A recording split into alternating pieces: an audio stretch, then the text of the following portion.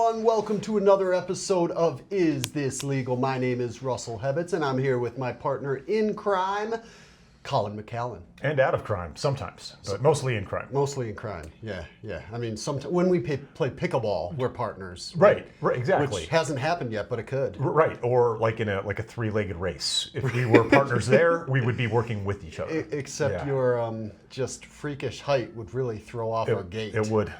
Yeah, I don't know if people out there know, and you can't see because he's sitting down if you're watching us, but he is a very tall man. Mm-hmm. What top what percent of the population? I guess 99.8%. Yeah. That is some rare air up there. What's it like being, a lower man on the totem pole, Russ? I mean, I'm not a short man, but I feel short often. Well, Russ, what's going on today? What are we doing today? By the way, happy Halloween, I think we should probably say. Gosh, right? Yeah, happy Halloween, one of my favorite holidays of the year. Yeah. What are you doing? Are you dressing up? Probably I just have kind of like a big bin with a bunch of stuff. I got one of those too. Yeah. You figure out something? Figure out something. Going with a Day of the Dead theme this year. Oh, really? Yeah. Zombie? Yeah, well, kind of. Are you going to be a zombie Well, or I'm not? a dead person, but I haven't reanimated back to life and I don't eat brains. It's just going to be dead. Yes. It's going to be pretty boring. I'm going to take a nap. Maybe I should be a zombie, Russ. Maybe that's spice it up a little bit. I feel like that'd be better. Okay. All right. So, you know what would be really scary?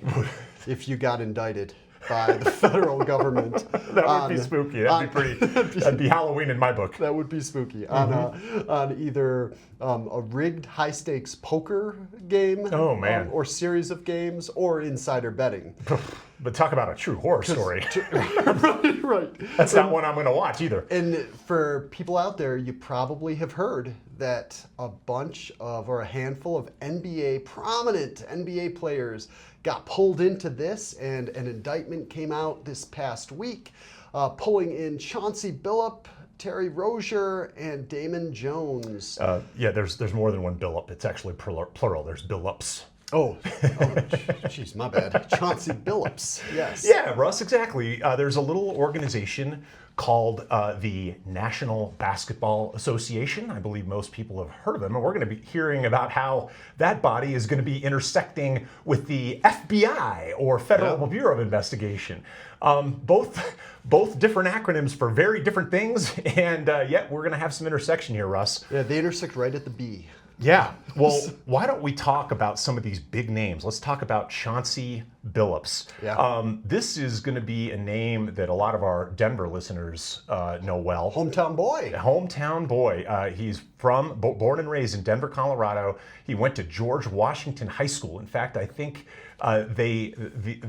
their team currently plays in the Chauncey Billups arena. I think that they named their gym after him. Well, that's what happens when you build a gym for high school. That's right.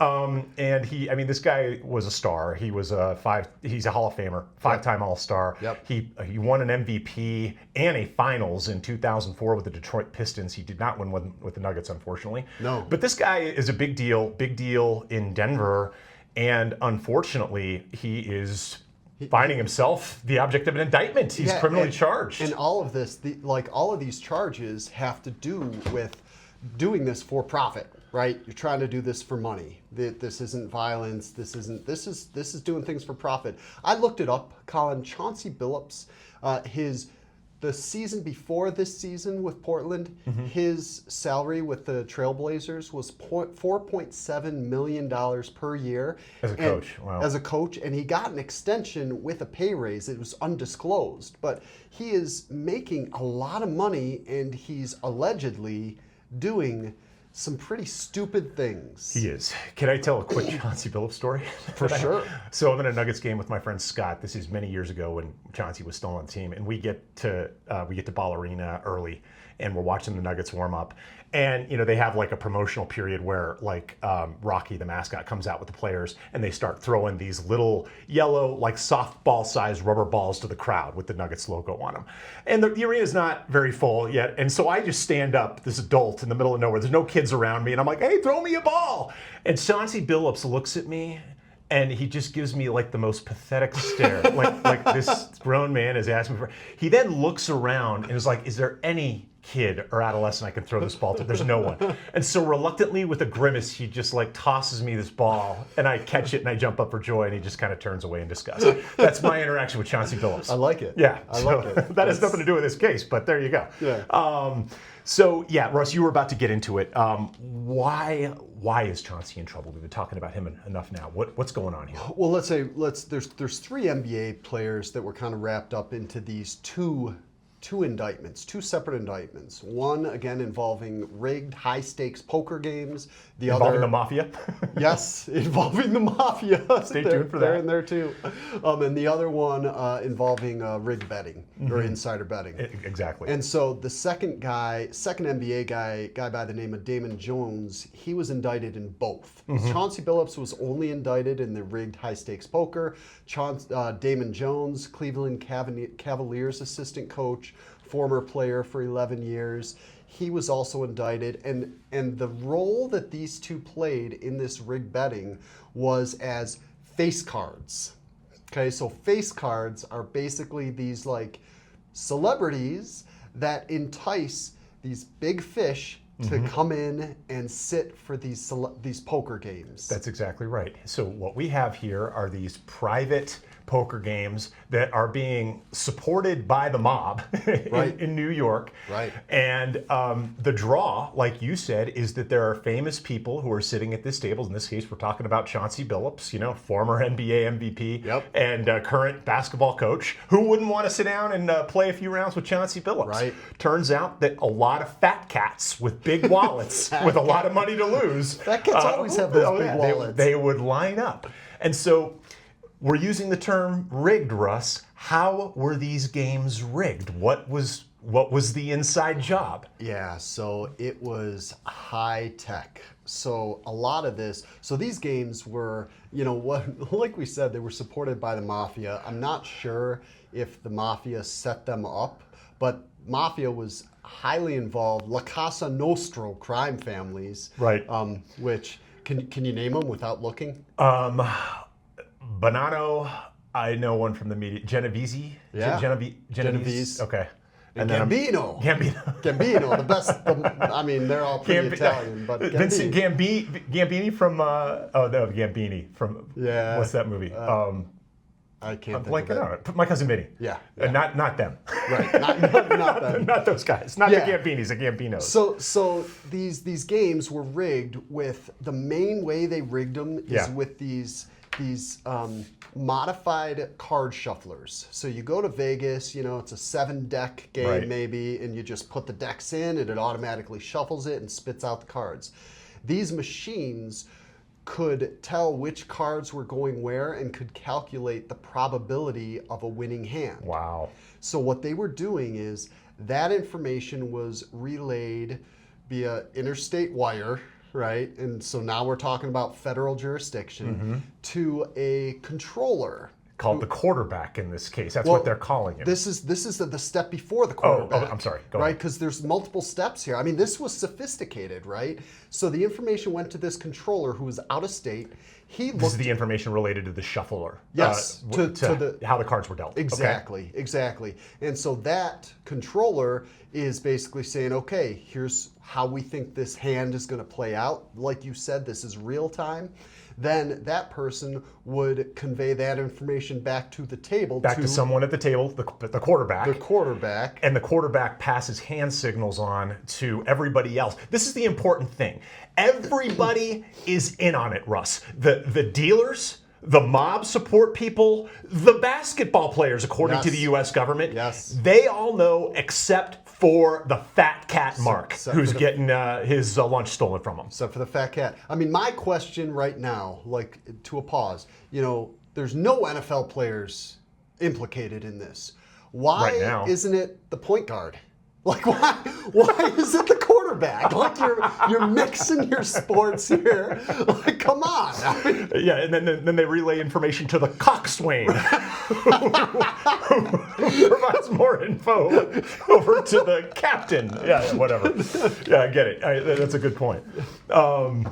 Okay, so that's super sophisticated, and so basically everyone's in it on it except for, I guess, the victim. Yeah. And this guy is, he's just losing his money, and all of these guys are making out like bandits. Right, and let's talk about that. Wasn't the only that was the main way they were doing this, but they also had cards that were marked that you couldn't see the marks unless you were wearing special contacts or special sunglasses to be able to see the marks. This is so like, unbelievable. you're marking aces or kings, and so you could be sitting there with your shades on, just looking across the table saying, oh, looks like there's a pocket aces over there. I don't want to bet on this one. Right. And then you let the table know, hey, cool it, don't raise him. Right. You had a poker tray, a chip tray that could apparently was X-ray technology that could read the cards that were on the poker tray. This is amazing. Right. This is unbelievable, the tech involved in this. It's like, Goldfinger. You ever watch that old the Bond movie? Yeah, right? Sure. They're playing poker. I mean, this is like 7 steps up from where you have someone behind them, just like, and an earpiece in. Like, this is high-tech stuff. Yeah. So, I mean, crazy stuff. People got taken to the tune of over $7 million, Colin. Yeah. So these are ultra wealthy individuals. Yeah, exactly. That is what's going on here with Chauncey. So now, Chauncey was immediately suspended, or placed on leave, I should say, by the Trailblazers. So he's not coaching right now. Right. He, though, through his attorney, has been very defiant. His attorney released a statement that said essentially something like, Chauncey Billups is a man of integrity, and men of integrity just don't cheat, that kind of thing. So, Time so will far, tell. yeah, time will tell. Right. But right now he is being pretty adamant that he wants to fight this thing. Not a surprise. That's what usually defense attorneys say and when a person ultimately- gets indicted. Right, and ultimately they're going to have to prove he had knowledge of this. They did. Right? They are. Yeah. They're like, him getting money after these games isn't enough. Yeah, because- that's a really good point, Russ. I mean, how can the government prove that Chauncey also just wasn't a pawn? Right. Like maybe that he was like, hey, we want you to come to one of these games so we can get some people to play. All that's up and up. Right. Even if like, hey, we'll pay you $20,000 to sit in on this game as a celebrity appearance. Yeah, exactly. You can do that. Yeah. Right. So they have to prove that he knew that this was rigged. Right. And that they were defrauding people. So Right. can they do that? I don't know. I guess we'll see. Yeah. But super interesting, juicy stuff. I just had no idea that you could cheat with that kind of sophistication. It's amazing, right? And I mean, the other thing, like the mob, they weren't just organizing it potentially. I actually didn't get confirmation, but they were also providing protection, right? So making sure nothing goes bad with it. They were also collecting unpaid dues for if you lost. So there are some, like Chauncey Billups is not indicted for, he's indicted for wire fraud, right? I don't think money laundering on this one, but this is a 34 plus person indictment between these, and a bunch of indictments are for extortion. There's some robbery, like mob guys are accused of robbing at gunpoint one of the people who owns one of these fixed shufflers and just robbing him and taking the shuffler to go use it in these games. Like, I mean, like there could be a movie. There probably will be a movie. No, there about has this. to be. And well, think about it from this point of view. I mean, I'm so curious as to what kind of evidence the government is going to use to prove this case. Presumably, they're going to use these marks, these fat cats that lost a lot of money. Oh, for sure. If I'm one of these people, I don't know how eager I am to go in court and testify against the mob. I'm a sucker too, right? I'm a really gullible guy. Yeah, isn't there something to be said for that? Like, you play with fire, you're going to get burned. You're the one who showed up with your money to this game in the first place. Also, they're not the most sympathetic victims. No, right? no. Oh, poor Daddy Warbucks lost $100K. He cut 1% into his hedge fund. Oh no, not even, right? Yeah, like exactly. 0.01%. So that will be interesting. And so that's the first part of it, Russ. Now, Russ, there's a part 2, this insider betting thing, but I think this would be a perfect time to break and play a little Is This Legal? Let's do that. And we will come back and visit the second part of this on the other side of the podcast. We'll be right back.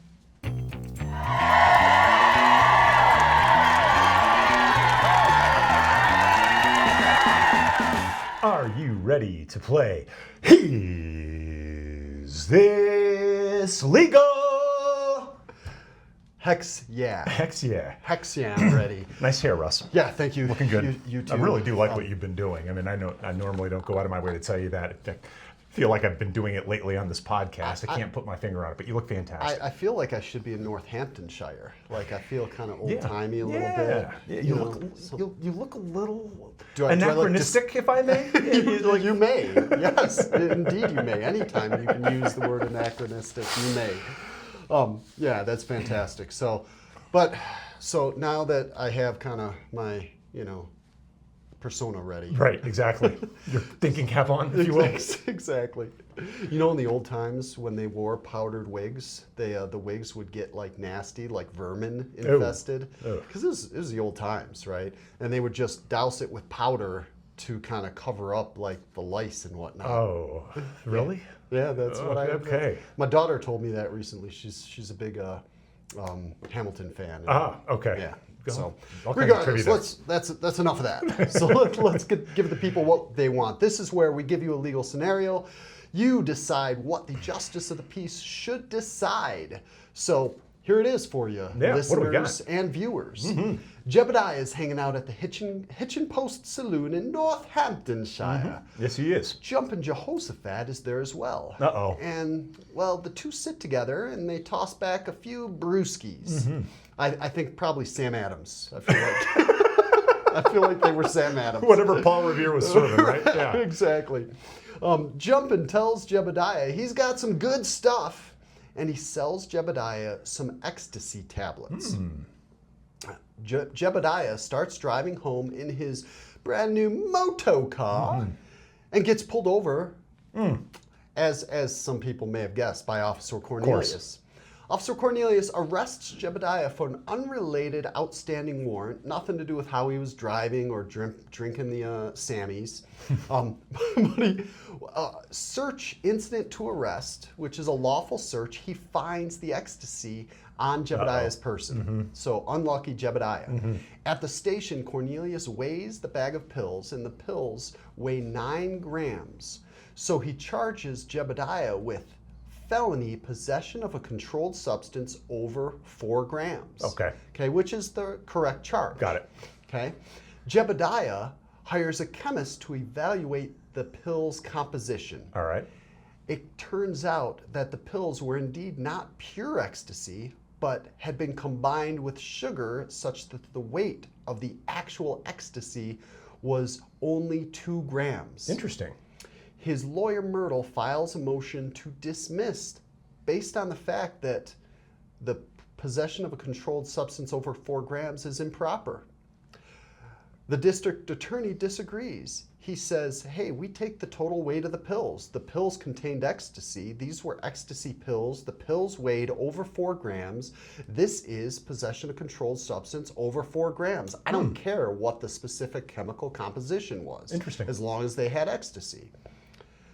How, dear listener, should the justice of the peace rule?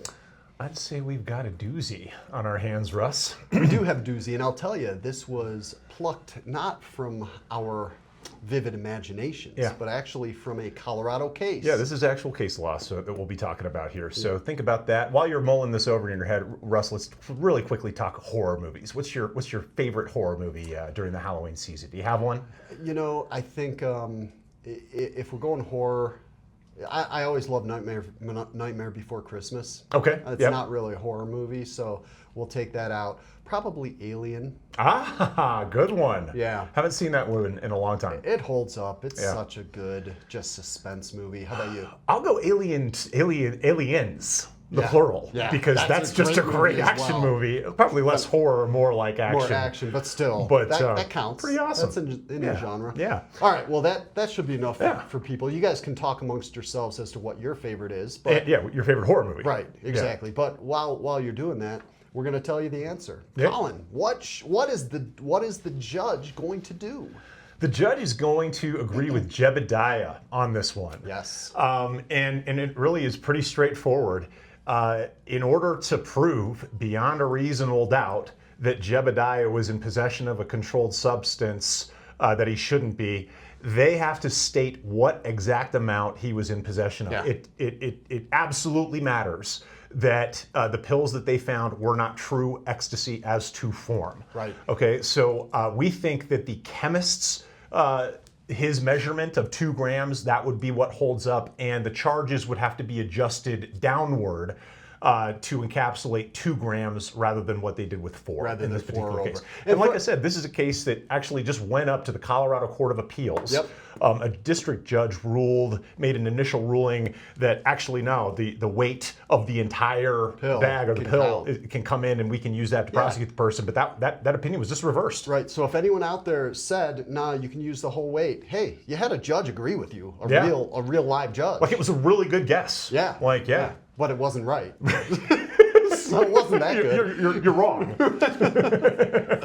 All right, well, let's get back. Hopefully everyone got that right. Let's get back to our regularly scheduled program and talk about some insider betting. Sounds great. We'll be back on the other side. Bye-bye.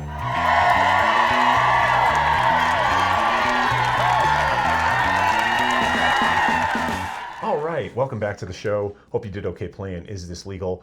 We're going to talk more about this NBA scandal, this cheating scandal that is just rocking really the entire sports world. Yeah. We'll probably talk about other sports that this might bleed over to too. But let's talk about a guy named Terry Rozier, okay, and a little bit more about Damon Jones, because this is the second category of illegal activity that came out with this thing. Right. And essentially, like Russ had teased at the beginning of the show, we're essentially looking at wire fraud and money laundering charges related to these two guys in their role with releasing unpublished information about player availability before ball games. All right. Yeah. So let's break this down a little bit. I'm sure there are plenty of people out there who are not the degenerate gamblers that you and I are, and who don't know anything about betting or anything. Not that you and I are pros or anything, but we do go to Vegas once in a while. But there are these things called prop bets. Right. And this is worth discussing for a moment because, gambling, we see all these ads, DraftKings, FanDuel, you're getting bombarded with it and you hear all these terms and you may not know what they are. So a prop bet is a specific type of bet where it's short for proposition bet. It's a wager on a specific event or statistic within a game that does not necessarily depend on the final outcome. Right. So you can make a bet on whether Nikola Jokic is going to score over 28 points in a game or under 28 points in a game. And it might be useful information to know whether or not the player that you're betting on is injured or not, or is going to be suiting up or not before a particular game you're betting on, right, Russ? Right, yeah. It's really important, and it could really directly impact whether you're going to win or not. And that's what these guys are accused of doing. Right. Like the worst example is from Rozier. So this is not just, like Colin said, disclosing information. This is him pulling himself out of a game. So this is March 23rd of 2023. Charlotte, who he was playing for at the time, is playing against the Pelicans. And he basically tells a childhood friend and co-defendant, guy named De Niro Laster, that he was going to be pulled early for a supposed injury. That he was going to pull himself. Right. Early in the game for a supposed injury. Not on the injury reports. Right. He was listed. So injury reports come out saying, is this person questionable, probable, or like they're going to play? And by the way, these injury reports, they are required by the NBA. Yeah, and they're public. They're public. I mean, this is the source of information that bettors will rely on to determine who's playing in that particular game that night. And how betting platforms rely on to set the lines. Absolutely. Right? Absolutely. And so this was not on any injury report. He did pull himself out after 9.5 minutes. And this guy, his childhood friend, this De Niro Laster, he sold that information to the tune of $100,000. So he told other people about it. A bunch of other people are placing these big bets on unders. Yeah, they're betting. I think that Terry Rozier is going to have under 25 points. And sure enough, when under he's pulled, his season of assists, right? Because there's a bunch of different stats you can do it on. Right. I mean, I bet you could bet minutes. Exactly. Right? And so bunch of money made by a bunch of people. this is similar to what you said. That was the worst, most egregious example. But like for Jones at the time was he was an unofficial assistant coach in the Lakers. He had played, like we said, in the league for a bunch of years. He had a bunch of contacts. So people just told him things because he was an insider. Right. He, again, was selling information about injuries that were not publicly disclosed. So the team maybe has a player. They're looking at him, they're assessing him, they're saying, you know what, your ankle is not up to snuff yet. We're probably not gonna play you, but we haven't put it on the injury report yet. Right. He sells that information to people. They can make bets before the line changes, before the injury report comes out. And again, the people are making tons of money on this, and these betting platforms are losing millions. Well, let's talk about the betting platform, because this is something that I think might surprise some of our listeners/viewers. Russ, I'm sure some people are sitting at home wondering, how did this get discovered? How did this come to light? Yeah. Who tipped the NBA or the feds off? Guess what? It's the betting sites themselves. It's FanDuel. It's DraftKings. These guys keep detailed analytical data where they know who's making bets. They have a history of the bets. Oh, yeah. And they flag anything that goes to the contrary of like how, I guess, predictable betting patterns. Right. They can see, okay, we have a guy who just placed a $10,000 30-to-1 bet on a prop bet that he's never bet on before. Well, this is irregular. We should look into this, NBA. Right, and they're seeing multiple bettors betting that, right? Right. Where it doesn't make sense. Right. Like they know what the line is. Right. They know what makes sense. Right. And they suddenly see a wave of these bets because these people weren't being that tricky with it. No. They just had the information and they were making big bets. Right. Right. And so exactly to your point, these betting companies certainly have the sophistication to flag these things. I'll tell you, I saw on the 2023 game with Rozier when he pulled himself out, wasn't just the betting platforms. Bettors were pissed. Oh, yeah. They were online. They were saying this is not right. Something shady's going on. Because think if you bet the over. Rozier's been playing well. Right, yeah. He's been putting in a lot of buckets. Looks good. Looks good. You bet the over, and then he's pulled at the 9-minute mark and not to return into the game. There goes your bet. Right. Right. Well, honestly, you can think about why these sites are interested in policing this. They don't want their business to go away. I mean, they don't want the NBA, not that I think we're approaching this in really any sport, but I think gambling's here to stay. But the coexistence of gambling with these sports obviously creates these intersections which are problematic. And if you continue to allow these prop bets specifically, Russ, like the knowledge is just out there. Russ, as of last Super Bowl, you could bet on what color the Gatorade would be that the coach gets dunked with at the end of the game. Clearly, there is a person who filled up the Gatorade bottle. Someone knows before the game who knows that information. Probably several people. Right. And that information is just out there, but you can still bet on this. Right. The invite for fraud and abuse is just right there for anybody to take. That's one. Like something like that is like, hey, caveat emptor in language talk, right? Buyer beware. Right. Because at that point, as a layperson, someone filled that, and that information's out there. So you're just hoping that you catch the right end of that.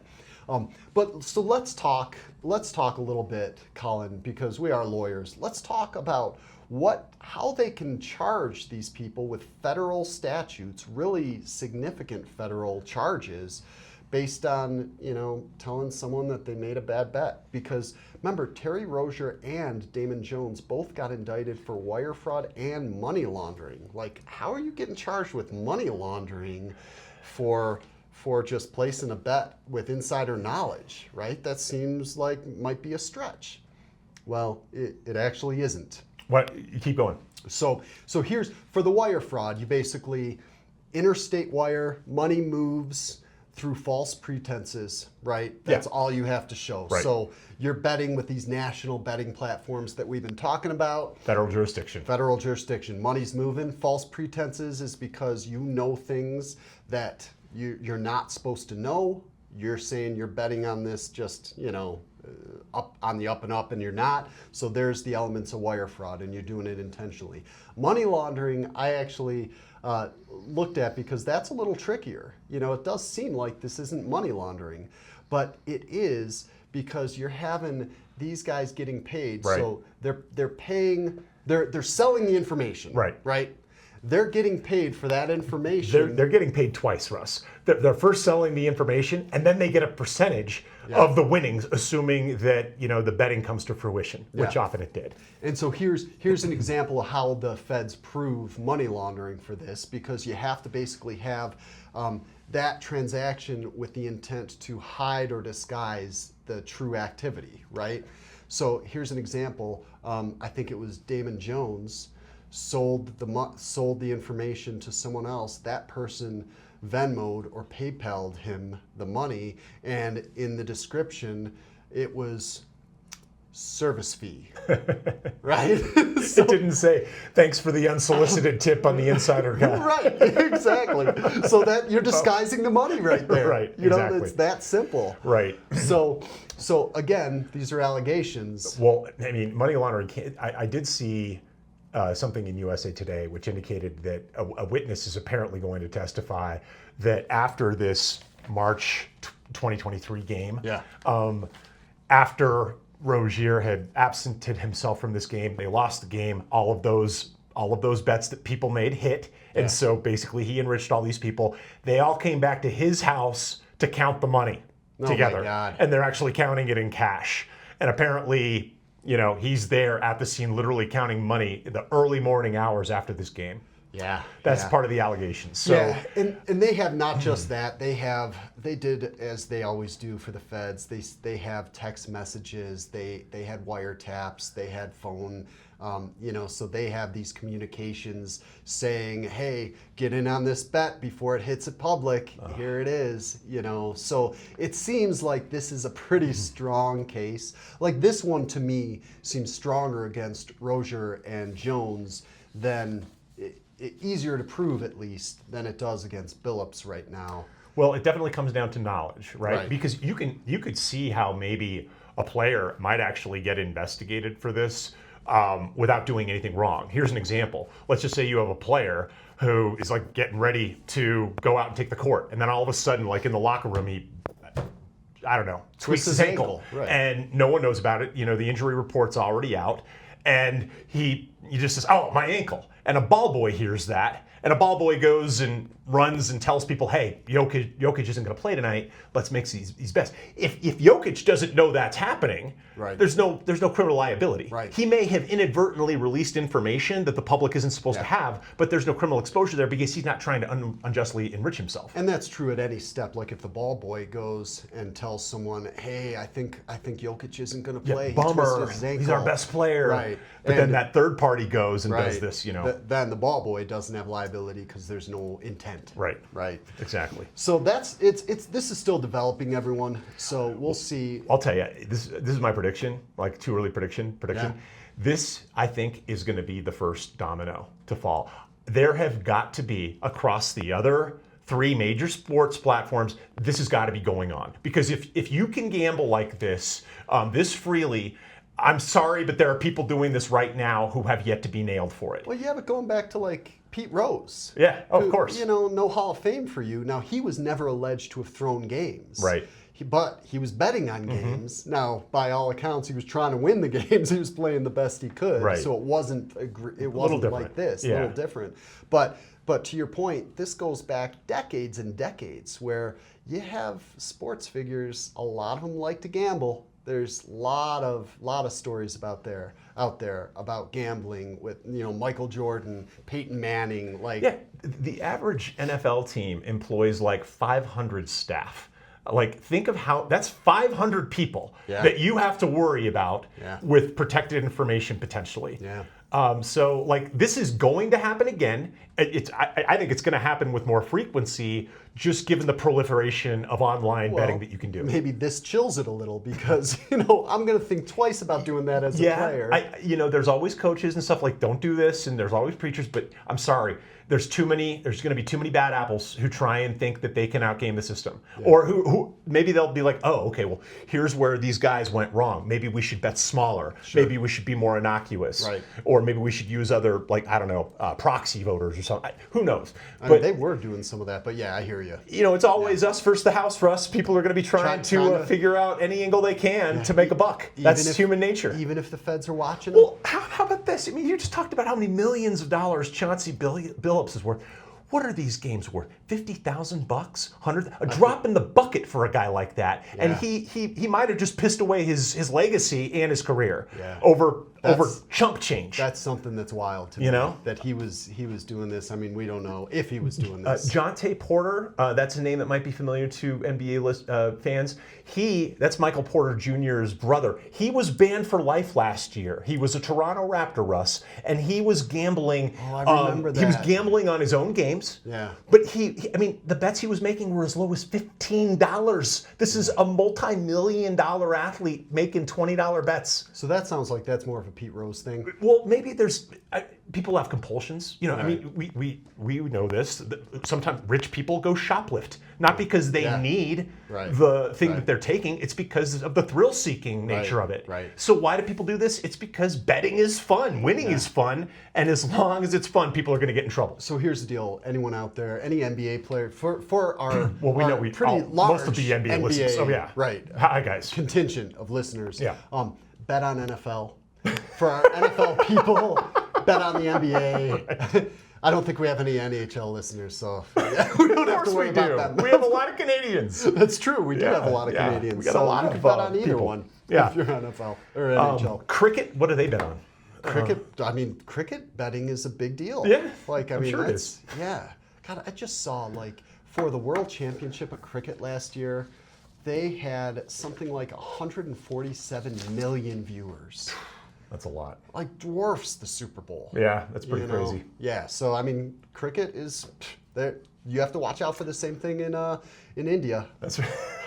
In Pakistan, England, anywhere the cricket is played. Anywhere. Right. All right. Well, I think we'll wrap it up there. So this is obviously a story that's kind of in its infancy. Right. We will certainly monitor it and probably have an update for you later. But Russ, what do you say we dumb things down a bit? I think it's time for a little dumb criminal of the week. It is time for DCOTW. The dumb criminal of the week. Yes, indeed. Colin, I believe it's your turn this week. Oh, it wouldn't be an Is This Legal episode without DCOTW, would it? It would. It certainly, we'd have no DCOTW without a dumb criminal. I don't know if we've ever done a podcast without a DCOTW. I mean, it's like one in hand with the other. Cool. That's true. Yeah.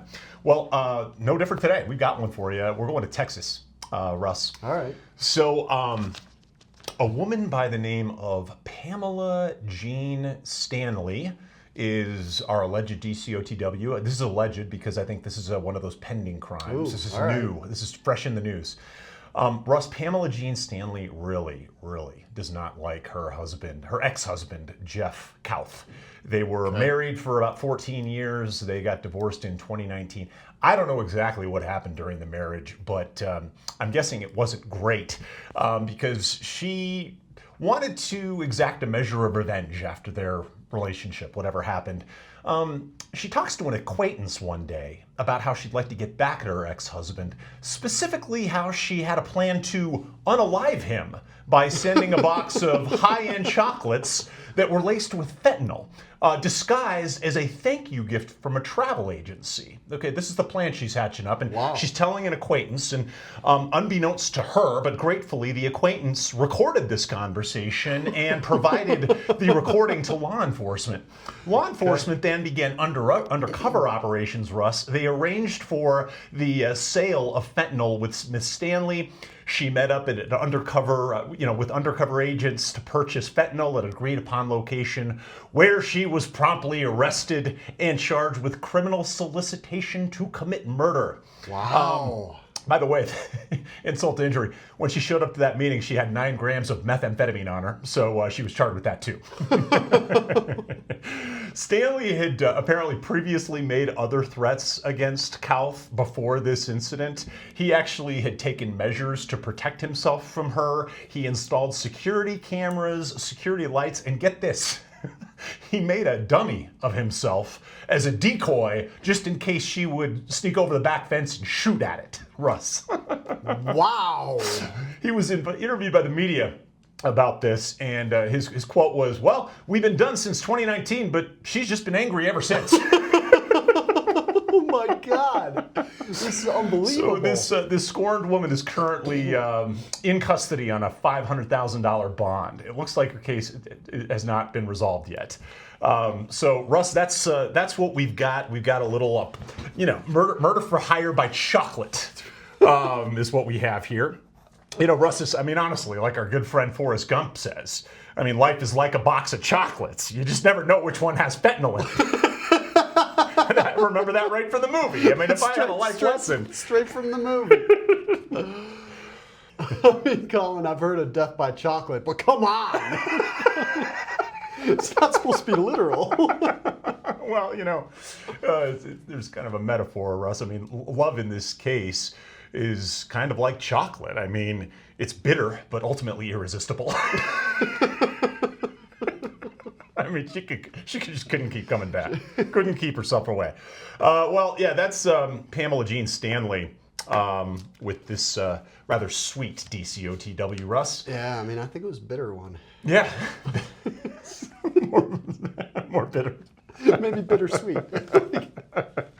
Unlike the velvety, smooth chocolate topping of a Snickers bar, it was definitely not a smooth plan, was it, Russ? It was not. Russ, This one was a little semi-sweet morsel for us. What do we think about Pamela Jean Stanley, PJS? Honestly, the plan seemed pretty good until she just went and blabbed it, laid it out all out to an acquaintance. Rookie mistake, right? Always telling your murder plans to someone else. Right, an acquaintance, not even a good friend. Yeah, but my fact pattern definitely says acquaintance. Like, I don't think these people are close at all. Yeah. Like maybe Christmas card exchanges, that's it. Yeah, I'll give her 4.5, 4.5 out of 5. Yeah, okay. I'll give her a 4. Okay. At least she didn't carry out her plan. But she presumably would have. She's going to buy this stuff. We don't know that totally. Maybe she didn't. Maybe she wasn't going to, yeah. But that's where I'll shave off a point. But this is pretty stupid. All right, so 8.5 out of 10. And it's allegedly stupid. We have to remember that. But it's allegedly very, very stupid. Yeah. So, okay. Yeah, there we go. 8.5 alleged knuckleheads for you. There you go. Well, that is going to do it for this episode of Is This Legal? There will be future episodes, though. And you can just strap in your seatbelt for when those bad boys come out and go on a ride with us, right? Yeah, we can. I actually am blanking on the name, but we got some fan mail recently. So shout out, thank you. Yeah. And I completely agree with your assessment. You know who you are. Thank you. Well, if you would like to send us some fan mail or like to reach us in general, there's several ways to do that. You can reach us at denvercrimelaw@gmail.com. You can send us a text right from your podcast description. If you look at the Is This Legal heading on your phone, there's a little click you can click on. Click on. Click on the click, yeah. Click on the click and you can send us a text. You can find us on social media at Is This Legal Pod, at Hebbets McCallan Facebook. Just let us know if you have a topic or a funny DCOTW or an interesting legal conundrum that might give us a Is This Legal? Yeah. But thank you for your listenership, and we will see you back here on Is This Legal? And if you're watching us on YouTube, give us a thumbs up, subscribe, and thanks for watching. Take care. Bye-bye. Bye-bye.